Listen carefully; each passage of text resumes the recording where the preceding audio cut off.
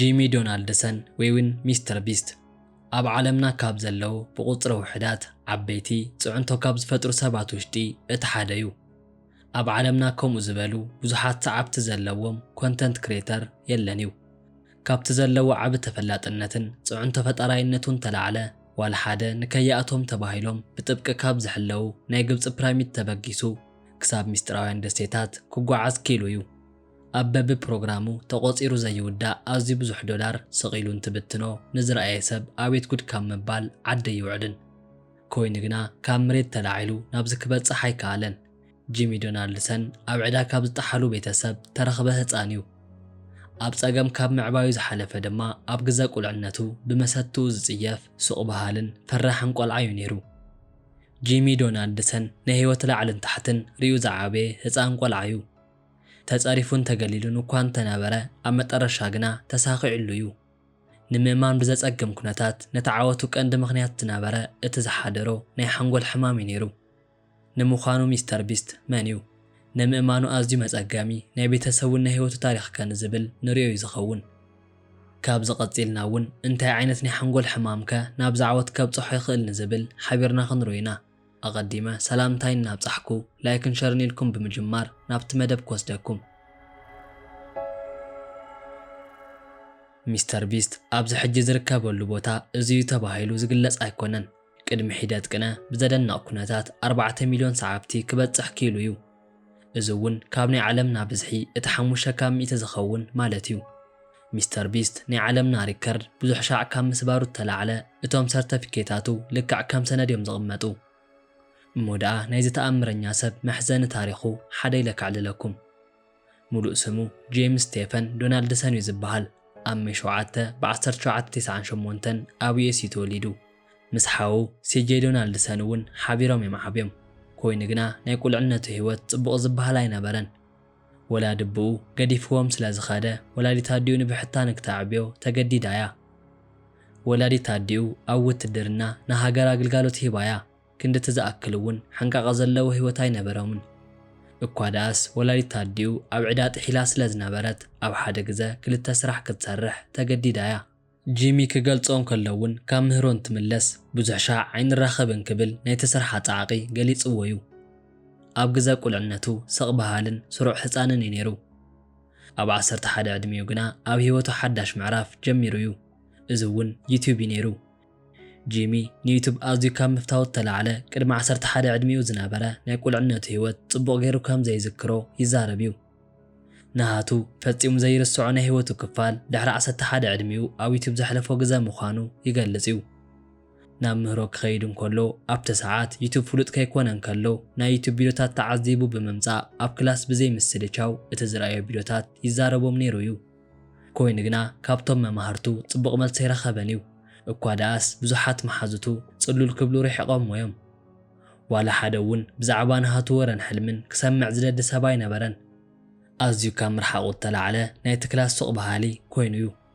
እኳ ደኣስ ከምቲ ዝበሎ እንተኾይኑ ሓደ ግዜ ሓደ መምህር ተኺሉ ናብኡ ብምኻድ ንስኻ ክትዛረብ ኣይትኽእል እንዲኻ ክብል ከም ዝሓተቶ ይዝክር እዩ። ጂሚ እውን ዋላ እኳ ብሕታው እንተኾነ ኮይኑ ግና ሓደ ልክዕ ከምኡ ኣብ ዩቲዩብ ድሌት ዝነበረው ሓደ መሓዛ ነይርዎ እዩ። ሓደ መዓልቲ እውን ትሚልና ናይ ሰብ ቪድዮ ካብ እንዕዘብ ንሕና ንምንታይ ንሰርሕን ክብል ሓሳብ የምጽኡ። ጂሚ ግና ቀጥታ ኸይዱ ንወላዲት ኣዲኡ ተዛረባን እዩ። እኳ ደኣስ ብኣሽሓት ዝቑፀሩ ሰዓብቲ ድሕሪ ምርካቡ ተፈላጢ እየ ብምባል ንወላዲት ኣዲኡ ሰርፕራይዝ ንምግባር ሓሲቡ እዩ። ኮይኑ ግና ኩነታት ከምቲ ንሱ ዝሓሰቦም ኣይነበሩን። ጂሚ ሚስተር ቢስት 6000 ዝብል ቻናል ንፈለማ ግዜ ከፊቱ እዩ። ናይ ኮል ኦፍ ዲዩቲ ጌማት ናይ ማይንክራፍት ፀዋታታትን ናቐድሐ ክዝርግሖም ይጅምር። ኮይኑ ግና ሓደ ዓብ ፀገም ኣጓኒፍዎ እዩ። ዋላ ሓደ ናሃቱ ቪድዮ ዝርኢ ነበረን። ዋላ ሓደ ሰብ ነቲ ንሱ ዝሰርሖ ቪድዮታት ግዲ ሂብዎ ዝርኢ ነበረን። ብኸምዚ ምኽንያት እውን ናይ ገዛእ ድምፁ 10,000 ምቕዳሕን ምዝርጋሕን ሰልችዎ ከም ዝነበረ ገሊጹ እዩ። ካብ ዓመት ናብ ዓመት ተፈላለዩ መገዲ ዋላ እኳ እንተፈተነ ቴምፕሌናት ዋላ እኳ እንተለወጠ ኤዲቲንግ ስኬል እውን እንተወሰኸ ዋላ ሓደ ክዕርየሉ ይከኣለን። ቢድ ካብ ዝቑፀሩ ኣማይት ወፃእ ናሃቱ ቪድዮ ንምርኣይ ዝህንጠ ሰብ ኣይነበረን። ኣመንኩም ኣያመንኩም ሚስተር ቢስት ካብ 2010 ክሳብ 2017 ሙሉእ ናይ ንእስነት ዕድሚኡ ኣብ ዩቲዩብ እኳ እንተሕለፎ ክሳብ እዚ ግዜ ግና ኣይተሳኽዐሉን ነይሩ። ኢሉ ግና ኣብዚ ሰዓት ኣምላኽን ከይሓሰቦ ደጊፍዎ እዩ። እንትፍለምውን ልፍዓት ካርዩ ኣምላኽ ከጸበቐልካ እዩ ከም ዝበሃል ሚስተር ቢስት ኒዮዳይቨርጀንት እዩ ማለት እውን ናይ ሓንጎል ሕሙም እዩ። እቲ ዝነበሩ ሕማም እውን ስፔሲፊካዊ ሶንደር ሲንድረም እዩ ዝበሃል። ካብ ናይ ኦቲዝም ስፔክትረም ዘለዎ ሕማማት ውሽጢ እውን እቲ ሓደ እዩ። ናይዚ ሕማም መግለፂ እውን ካብ ካልኦት ናይ ሓንጎልን ናይ ጽላልን ሕማማት ፍልይ ዝበለ እዩ።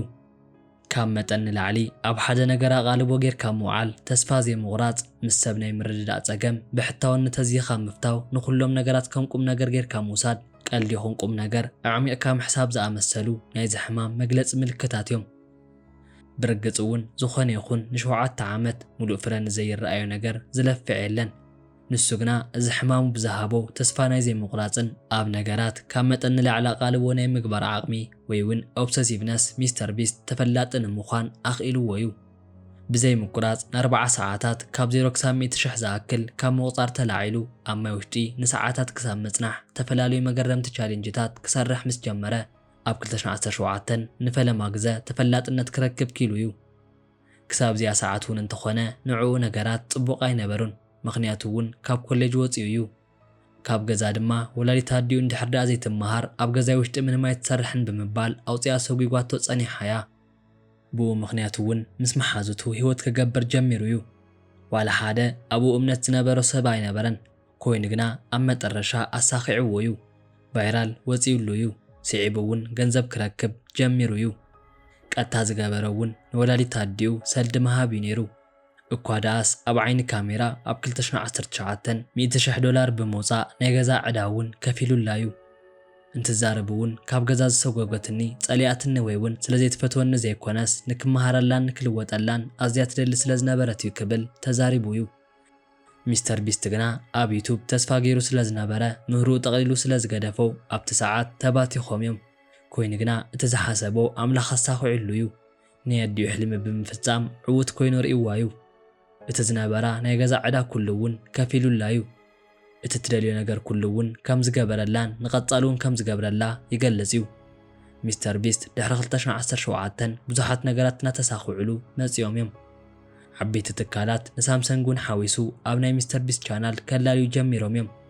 ንሱ ግና ነቲ ገንዘብ ኣብ ክንዲ ከቐምጦ መሊሱ ነቲ ገንዘብ ኣብ ናይ ዩቱብ ቪድዮ ዒልዎ እዩ። ንኣብነት ዝኣክል እውን ኣብ ሓደ ቪድዮታቱ ጎደና ሓደር ንዝኾኑ ሰባት $10,000 ክህብ ጸኒሑ እዩ። ኣብ ካልእ ግዜ ድማ ንሓደ ናይ ፒዛ ሰራሕተኛ ማኪና ሂብዎ እዩ።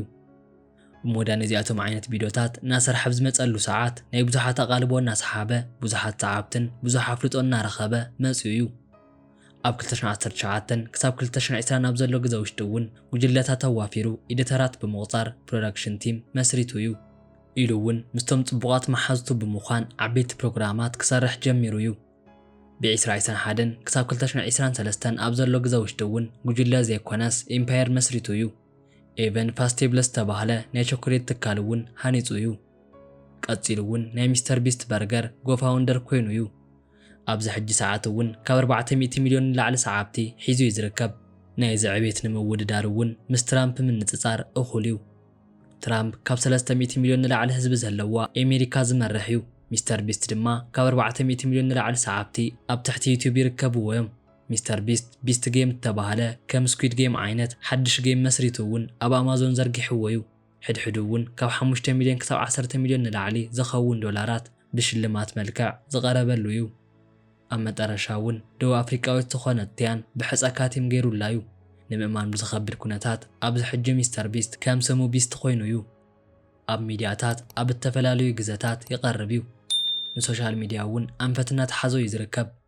ኣብዚ ሕጂ ሰዓት እውን ኣመንኩም ኣይኣመንኩም ካብ 400 ሚልዮን ንላዕሊ ሰዓብቲ ብምርካብ ኣብ ዩቱብ ብቐዳምነት እናመርሐ እዩ ዝርከብ። ጂሚ ስቴፈን ዶናልድሰን ላይክን ሸርን ብምባል ናብ ኩሉ ንክባጻሕን ዘለኩም ርእቶ እውን ኣብ ናይ ኮመንት ቦታ ግደፍሉ ክብል ፈቱ።